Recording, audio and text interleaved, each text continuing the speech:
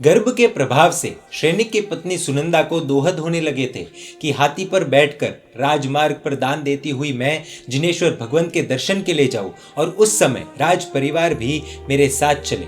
आगे चलकर श्रेष्ठ पुष्पों से जिनेश्वर परमात्मा की पूजा करूं और जीवों को अभयदान दूं। सैनिक ने इस मनोरथ को पूर्ण करने का आश्वासन दिया। सैनिक को पता लगा कि इस नगर के महाराजा की पुत्री सुलोचना राजकुमारी अत्यंत ही रूपवती और गुणवती होते हुए भी जन्म से अंधी है। पुत्री के अंधत्व के कारण राजा भी अत्यंत दुखी है। अनेक बाह्य उपचार करने पर भी सुलोचना का अंधापन दूर नहीं हो रहा था। एक दिन सैनिक राज दरबार में उपस्थित हो गया। अन्य औपचारिक बातचीत के बाद उसने राजा से निवेदन किया कि मैं आपकी राजकुमारी के अंधत्व को दूर कर सकता हूँ। यह बात सुनकर राजा की खुशी का पार नहीं रहा।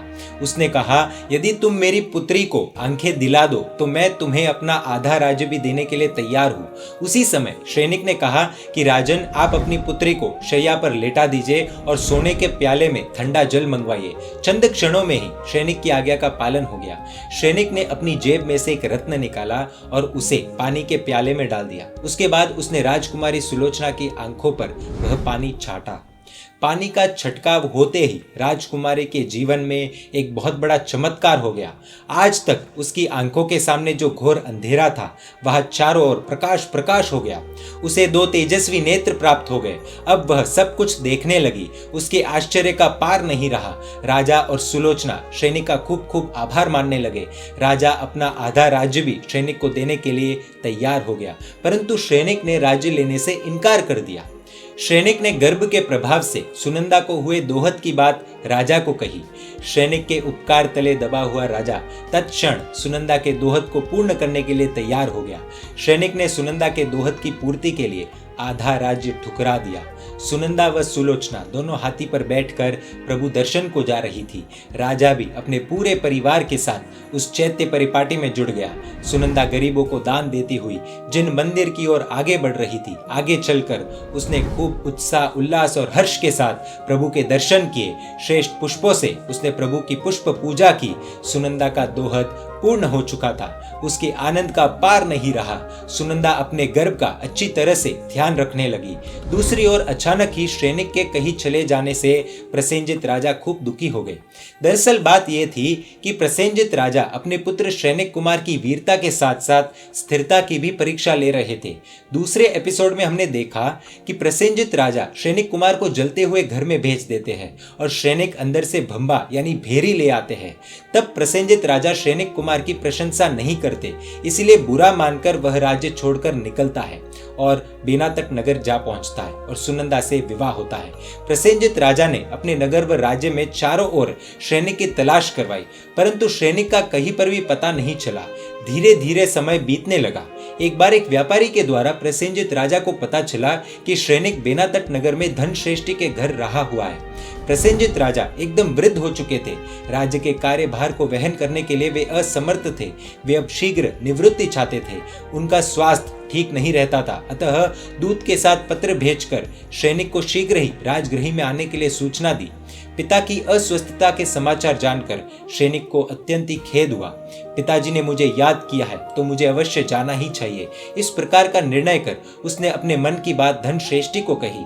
धनश्रेष्ठी के दिल में सैनिक के प्रति खूब अनुराग था, परंतु पिता के आए आमंत्रण को भी वे ठुकराना नहीं चाहते थे। उन्होंने अनिच्छा से भी सैनिक को राजगृह जाने के लिए अनुमति प्रदान कर दी। सुनंदा भी सैनिक के साथ चलने के लिए तैयार हो गई। सैनिक ने सुनंदा को समझाया, निकट दिनों में ही तुम पुत्र को जन्म देने वाली हो, अतः इस स्थिति में मेरे साथ चलना ठीक नहीं है। तुम्हारा यहीं पर रहना उचित होगा। समय आने पर मैं तुम्हें बुला लूंगा। जब यह बालक पैदा हो तब उसका नाम अभय कुमार रखना। सुनंदा ने कहा, स्वामिन, आपकी आज्ञा शिरोधार्य करती हूँ, परंतु जब वह बालक बड़ा होगा और आपका नाम पूछेगा तो मैं उसे क्या जवाब दूंगी। सैनिक ने सुनंदा से कहा, मैं अपना परिचय इस दीवार पर लिख देता हूँ।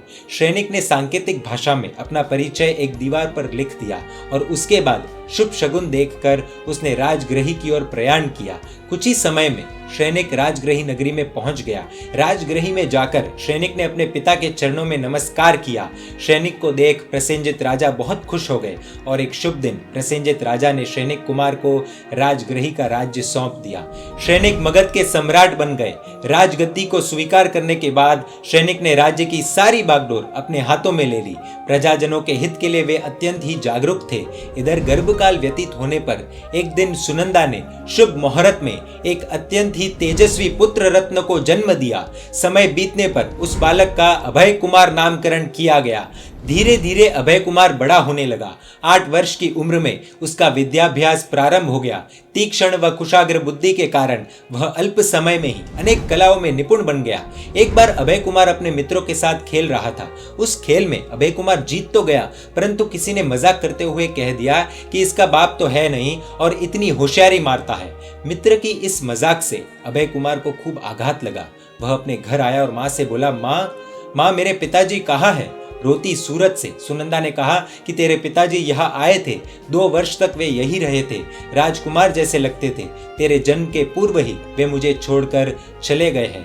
माँ, वे कहाँ गए हैं? अभय कुमार ने पूछा।